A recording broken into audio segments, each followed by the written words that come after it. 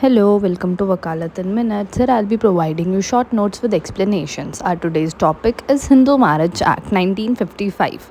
Let's start. अब basic introduction about the act is कि Hindu marriage act 1955 में आया था and it came into force on 18 मई 1955. यह एक्ट मॉडर्नाइज करता है हिंदू मैरिजेस को, थोड़े ideas like concept of divorce और जुडिशियल सेपरेशन देकर. एंड इस एक्ट के अंदर टोटल 30 सेक्शंस हैं. अब आता है ये एक्ट अप्लाई किस पे होता है. The act applies on any person who is Hindu bye religion, Buddhist, Jain या सिख, उनके लेजिटिमेट इलेजिटिमेट चाइल्ड. बस जो मुस्लिम्स हैं, क्रिश्चियंस हैं, पारसीज हैं, ज्यूज़ हैं, उन पे फॉलो नहीं होता क्योंकि उनके खुद के पर्सनल लॉज होते हैं. अब हैं कुछ इंपॉर्टेंट डेफिनेशंस अंडर सेक्शन 3. सबसे पहले आता है custom. It is any rule which has been continuously and uniformly observe for a long time. Second, full blood, सगे भाई बहन, सेम मम्मी पापा के होने वाले बच्चे are full blood. Second, half blood, when two people share the same father but different mothers, तो वो half blood होंगे. यूट्राइन ब्लड होगा जब कहीं पे सेम मदर है but father is different. Then आता है सपिंडा रिलेशनशिप्स, मतलब हमारे कॉमन इंसेस्टर्स. फादर की साइड से 5 जनरेशन्स देखी जाती हैं और मदर की साइड से 3 जनरेशन्स तक देखा जाता है. उन रिलेशनशिप्स के बीच में शादी नहीं की जाती. And the last definition is degrees of prohibited relationship, वो रिश्ते जिनमें शादी नहीं की जा सकती अगर कोई किसी का लीनियल फैमिली मेम्बर हो या फिर if they are related as a brother, sister, uncle, aunt, niece, nephew या चिल्ड्रन ऑफ ब्रदर और सिस्टर. ऐसे कुछ रिश्ते जिनमें शादी नहीं की जा सकती. एंड लास्टली, अगर वो हस्बैंड या वाइफ रहे हैं हमारे किसी डिसेंडेंट की या फिर एंसेस्टर्स के. Now moving towards the next section, section 5, conditions of a valid marriage. इसके अंदर कंडीशंस हैं. सबसे पहले, कोई भी पार्टी का पहले से लिविंग स्पाउस नहीं होना चाहिए, which is monogamy. Like every party should have only one spouse, husband या वाइफ. अगर उनके पहले से हैं एंड वो रीमैरी कर रहे हैं तो that is a crime, bigamy. Second, soundness of mind, मतलब कोई इंसान अगर अपना कंसेंट शादी के लिए दे रहा है तो ही और she must be of sound mind. Third is age of parties. लड़के की एज कम से कम 21 ईयर्स ओल्ड और लड़की की एज 18 ईयर्स ओल्ड होनी चाहिए. Then the party should not be within the prohibited degrees of relationship, जब तक कि उनके कस्टम उनको अलाउ नहीं कर देते. लाइक कई बार कुछ रिश्तों में शादी करना अलाउ नहीं होता बट वो कस्टम्स उनके अलाउ कर देते हैं. Like it is considered in few parts of south India a marriage between cousin, brother and sister is allowed under Hindu marriages. Last की जो पार्टीज़ हैं वो एक दूसरे के सपिंडाज रिलेशनशिप में नहीं आनी चाहिए. फादर की साइड से 5 जनरेशन, मदर की साइड से 3 जनरेशन्स तक. These are the conditions. Now moving to the section 6. Section 6 जो कि अब डिलीट कर दिया गया है. It allowed guardian's consent for minor marriages. Section 7 is ceremonies of Hindu marriage. Hindu marriages के अंदर जो हमारी सेरेमनीज़ होती हैं उनको मेन कंसिडर किया जाता है. And the marriage is considered complete and valid once the ceremonies are fulfilled. Like saptapadi में 7वां फेरा कंप्लीट होने के जस्ट बाद से marriage is considered valid. Now section 8 is registration of Hindu marriage. Hindu marriage के जो रजिस्ट्रेशन है वो रिकमेंड किया जाता है कि लोगों को करा देना चाहिए as a proof of marriage. उसके अलावा हर स्टेट के अपने अलग रूल्स फॉर रजिस्ट्रेशन हो सकते हैं. Then section 9 which is restitution of conjugal rights. इसके अंदर क्या है कि एक शादी के अंदर एनी ऑफ द पार्टी एक अपने आप को अपने पार्टनर की सोसाइटी से बैक ऑफ कर लेती है विदाउट एनी रीज़नेबल एक्सक्यूज़ और उनके साथ कोहाबिट करना छोड़ देती है. तो एग्रीव्ड पार्टी के पास ये राइट है कि वो एक decree for restitution of conjugal rights मांग सकते हैं इन विच उनके जो राइट्स हैं वो सस्टेन कर दिए जाते हैं. And if with in 1 year वो लोग एक दूसरे के साथ दोबारा कोहाबिट नहीं करते हैं तो this can become a ground for divorce. Section 10 is judicial separation. ये एक ऐसा पॉइंट है जहाँ पर जो पार्टीज़ हैं वो एक दूसरे से सेपरेटली रह सकती हैं but without divorce. They are married but they are not cohabiting together. Judicial separation, either spouse can apply for this on the grounds available for divorce. Then section 11 is void marriages. Void marriages वो हैं जो starting से ही invalid हैं.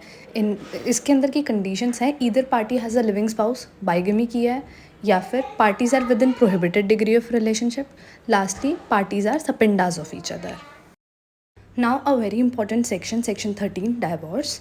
इसके अंदर either a husband और wife can file a petition for decree of divorce on the following grounds. सबसे पहले अडल्ट्री. अगर किसी भी पार्टनर ने वॉलंटरी सेक्शुअल इंटरकोर्स किया है आउट ऑफ मैरिज तो that is a ground of divorce.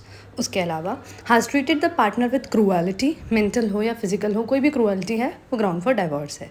Desertion. Partner ने अपने दूसरे पार्टनर को for at least a period of 2 years बिल्कुल नाता ख़त्म कर दिया है they're living separately, no conversation, that is desertion.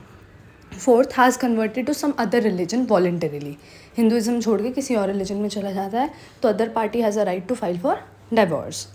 या फिर जो पार्टनर है मोस्ट ऑफ द टाइम अब अनसाउंड माइंड का रहता है, या उसको कोई वल्नरेबल डिसीज़ है लेकिन ये वाला पार्ट अब ओमिट कर दिया गया, हटा दिया गया है, या has renounce the world by entering any religious order, like किसी पार्टनर ने संन्यास ले लिया है तो जो दूसरा पार्टनर है has the right to file for divorce. Lastly, any of the partner has not been heard alive for a period of 7 years और more by those who have naturally heard of it. मतलब 7 साल से हमें पता ही नहीं है person जिंदा है, मर गया, कहीं गायब है, like for a period of 7 years no connection, तो you can file for divorce. Now moving toward section 13B, divorce by mutual consent. इसमें अगर पार्टीज़, दोनों पार्टीज़ एक साथ पिटीशन फाइल कर रहे हैं for the decree of divorce, this is the mutual consent, but इसके अंदर ग्राउंड है कि they must be living separately for a period of 1 year.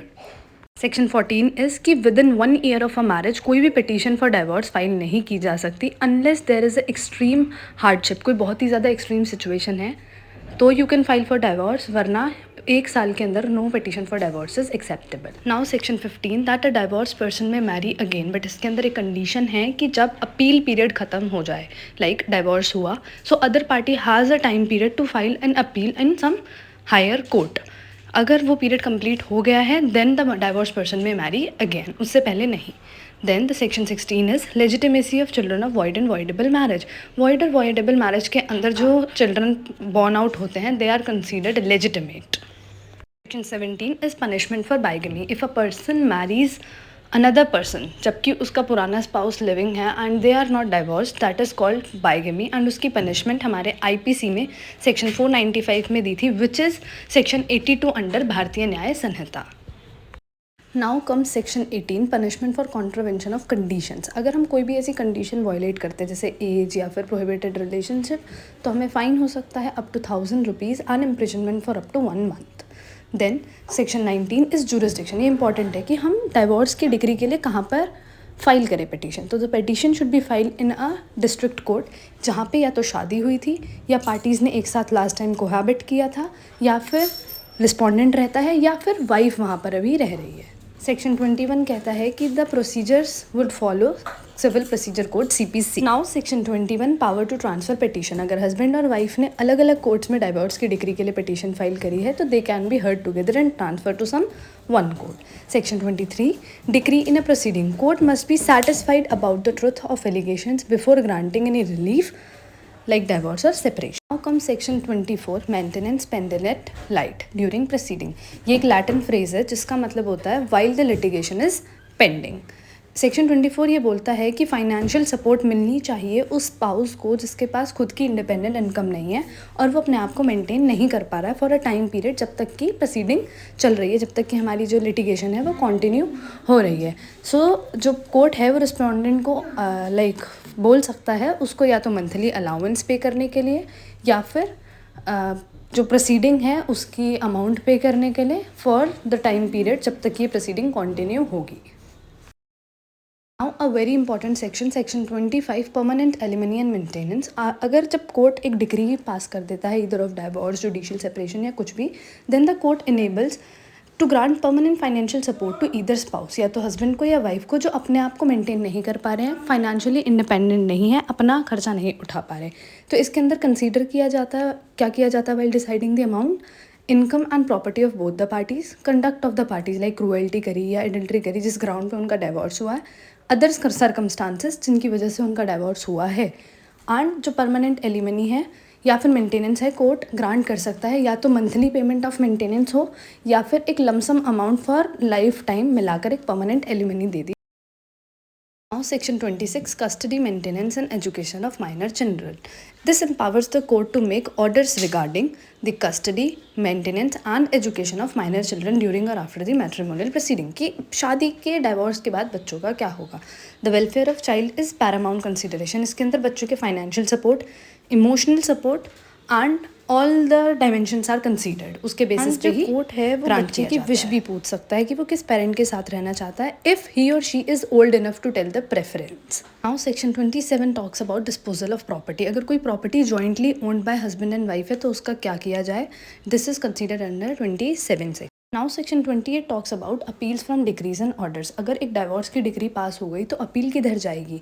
The high court have the jurisdiction over district court. अगर district court ने कोई degree pass कर दी है तो you can file petition in high court which is an appellate jurisdiction, and appeal must be filed within 90 days from the date of decree और order. 90 days के अंदर अगर उसमें नहीं किया है तो the other party is allowed to marry again, and हमारा Hindu marriage act is completed. Thank you.